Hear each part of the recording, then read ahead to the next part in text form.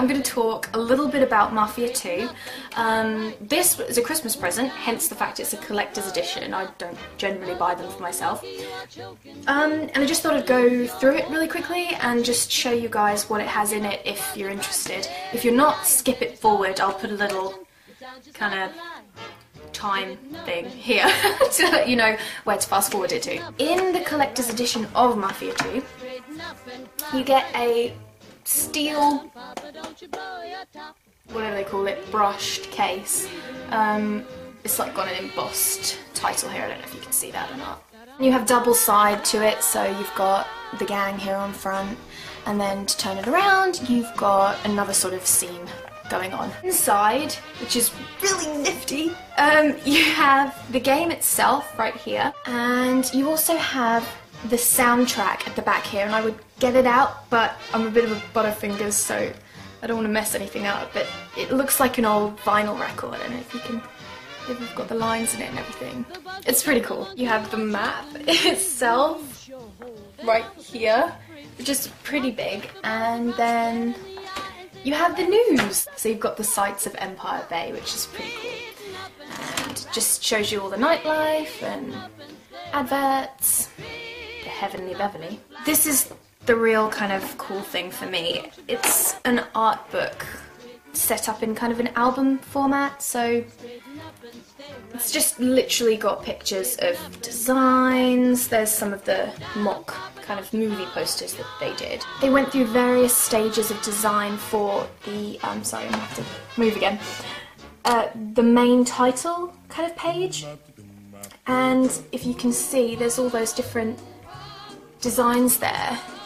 Yeah, they just go through the cars and the design of the city and the characters, of course. It's really interesting to me, and I thought it was really a nice touch, and it's quite hard wearing. You also get 2 downloadable packs on this. One you can get pretty much everywhere else, I think, and that's the extra sort of exclusive downloadable content, which is the betrayal of Jimmy. You can see just mentioning it at the bottom here. You also have a made man pack, and in that you have 2 suits. One of them looks an awful lot like this.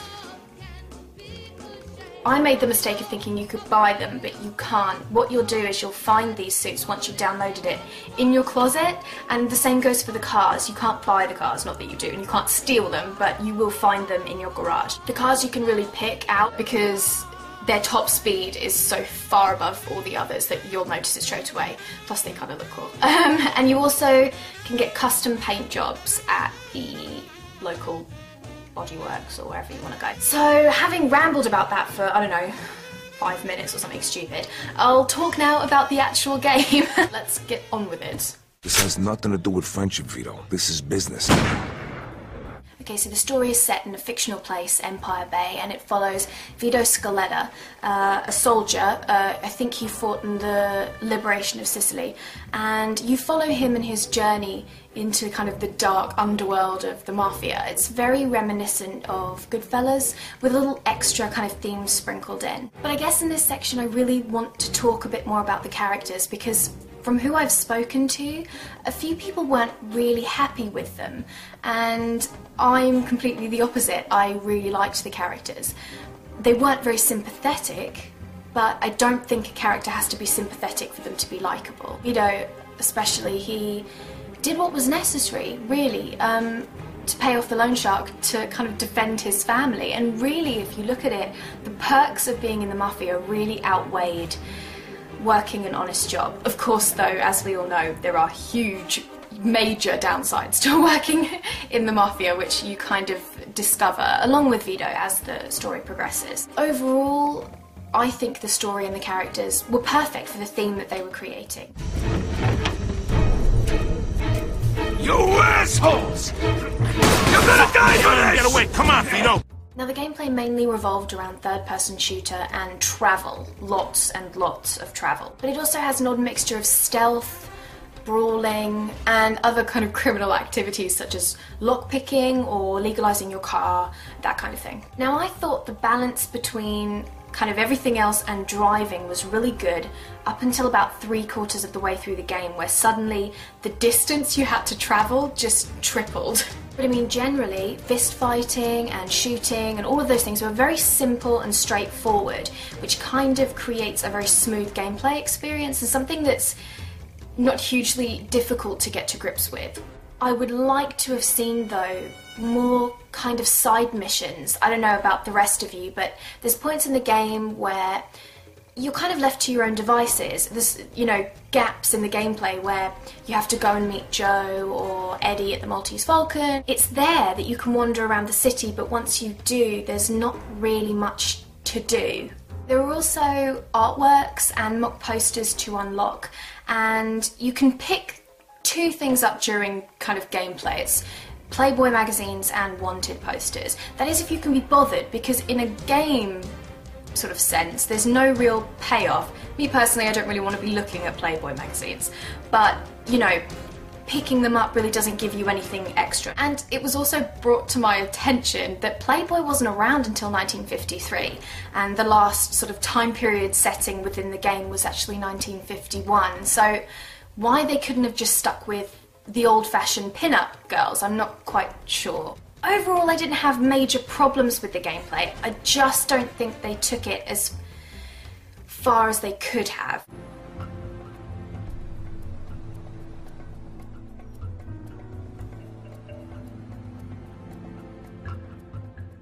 Oh, there's quite a few things I want to say about the graphics, because overall I think they looked really great. The character models specifically, they really paid a lot of attention to detail. I mean, with Vito, he's got this kind of scar on his jaw that's barely visible, but it's still there. And in some cutscenes, not all, you can see kind of shaving nicks on Joe's neck. And it's small things like that that really add a lot of realism, and I thought that was really great that they paid that sort of attention to it. I absolutely love the cars. I mean, I'm a bit of a sucker for vintage vehicles, but you know, the way they looked was really quite impressive. I mean, they ranged from snow-covered, brand new, to kind of evidence of fender benders. So the graphics, for the most part, are really wonderful, and they do pay a lot of attention to detail. Having said that, though, the same civilian will pass you 3 or 4 times. So for all the great character models and, you know, the textures and the realism, there are some parts that feel really generic, and that's a little bit disappointing. But Empire Bay and the characters, they live and breathe visually as the story progresses, and I think that's really powerful. My name is Vito Scaletta. I was born in Sicily in 1925.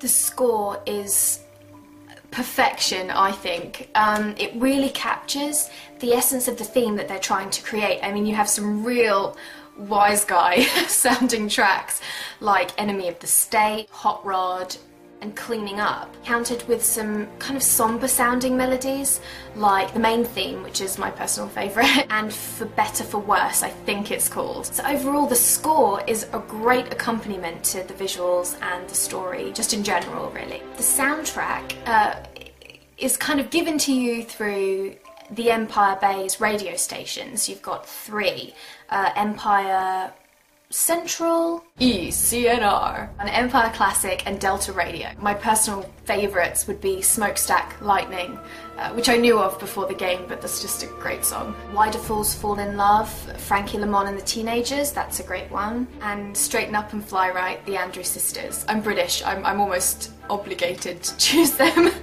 But the list goes on. But, and this is a really big but, they used some songs within the game that hadn't even been released yet, and it seemed that they did this through very integral scenes. It's like they're using the music for an effect. For example, Dean Martin's Return to Me plays in one of the best scenes, I think, in the game, when in reality the song wouldn't have been released for another 7 years. But overall, I mean, the music does its job in creating the time period, even if they were a little bit lax with some of their choices.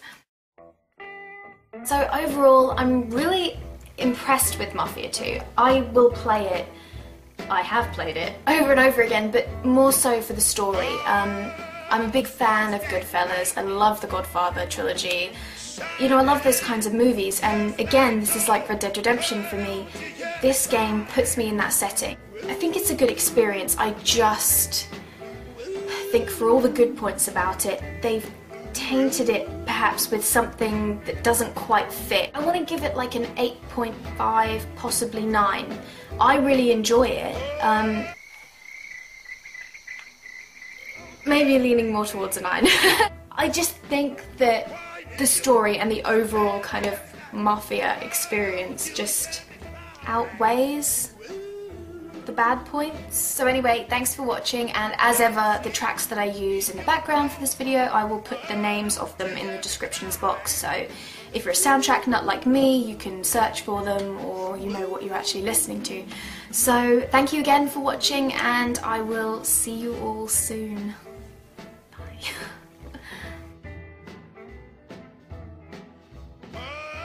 You also have a man-made pack.